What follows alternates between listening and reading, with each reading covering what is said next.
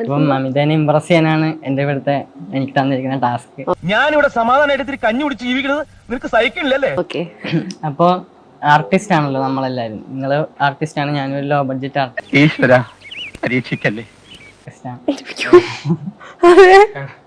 അപ്പൊ ഒരു ആർട്ട് ഉണ്ടാക്കണമെങ്കിൽ ഭയങ്കര കഷ്ടപ്പാടാണല്ലേ ചേട്ടാ?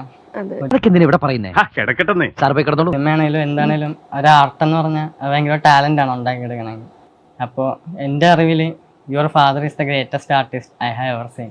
കാരണം ഇത്ര നല്ലൊരു ആർട്ട് ഉണ്ടാക്കി വെച്ചില്ല. അതാ തെണ്ടിയുടെ സ്ഥിരം പരിപാടിയാ.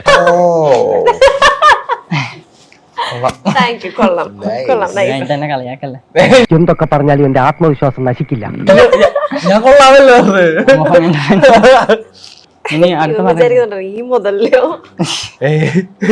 അപ്പൊ ഇനി നമ്മളെ നാട്ടിൻപുറത്തൊക്കെ എല്ലാരും ഗോസിപ്പ് പറയുമല്ലോ. ഓ അങ്ങനെയാണല്ലേ?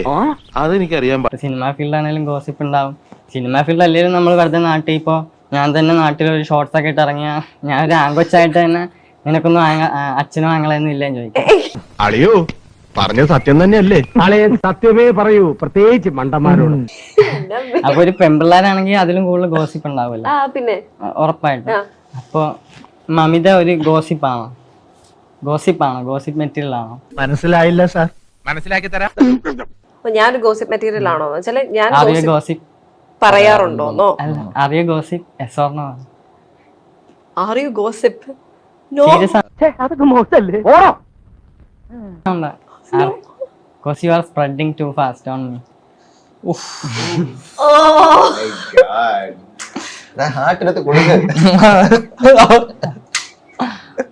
ഇംപ്രസ് ആയി കുരുത്തം കെട്ടവൻ, എനിക്കിട്ട് പണിയൊന്നും ഞാൻ സ്വപ്നത്തിൽ പോലും വിചാരിച്ചില്ല.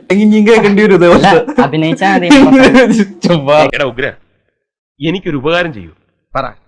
നീ വാ പൊളിക്കരുത് പ്ലീസ്. അഭിനയിച്ചു. അത് കൊള്ളാം. ഫസ്റ്റ് വൺ ആണ് എന്നാലും മുന്നിൽ നിൽക്കുന്നത്. ആദ്യം ഇട്ടാ പാവം മനുഷ്യൻ, അയാൾ നിലവിളിക്കുക.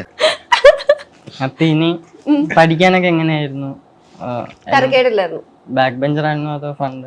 ബാക്ക് ബെഞ്ചർ ആണ്, പക്ഷെ അത്യാവശ്യം പഠിക്കും. എന്താളിയാ ഇങ്ങനൊക്കെ പറയുന്നേ? സഹദേവനല്ലേ എന്റെ ആത്മാർത്ഥത്തെ കുറിച്ച് എന്നോട് പ്രത്യേകിച്ച് പറഞ്ഞു കേൾപ്പിക്കണം. അപ്പൊ ഏതാ വിഷയം ഏറ്റവും ഇഷ്ടം?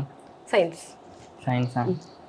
ഈ സയൻസില് biology says you are 7% of blood, physics says you are 7% of empty space, and I says you are 100% cute. മനസ്സിലായില്ല സാർ. മനസ്സിലാക്കി തരാം.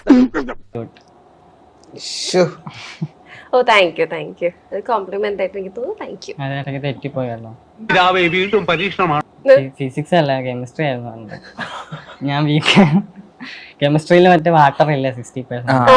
മാറിപ്പോയി. ടെൻഷൻ കൊണ്ടാ ക്രഷിനെ കണ്ടോണ്ട്. പിന്നെ ഇനി ഈ വിഷയത്തിൽ ഞാൻ ഡയലോഗ് പറഞ്ഞ കരഞ്ഞു പോട്ടോ. Oh it's okay. പക്ഷെ കൊള്ളായിരുന്നു, കുഴപ്പമില്ലായിരുന്നു. ടെൻഷൻ മാറിയോ അതോ ഇപ്പൊ ഓക്കെ കംഫർട്ടബിൾ ആയോ? അല്ല, ക്രഷിനെ കാണുമ്പോ എപ്പോഴും ടെൻഷൻ അല്ലേ? ടെൻഷനാ. ആദ്യം ഒരു ചങ്കടിപ്പുണ്ട്.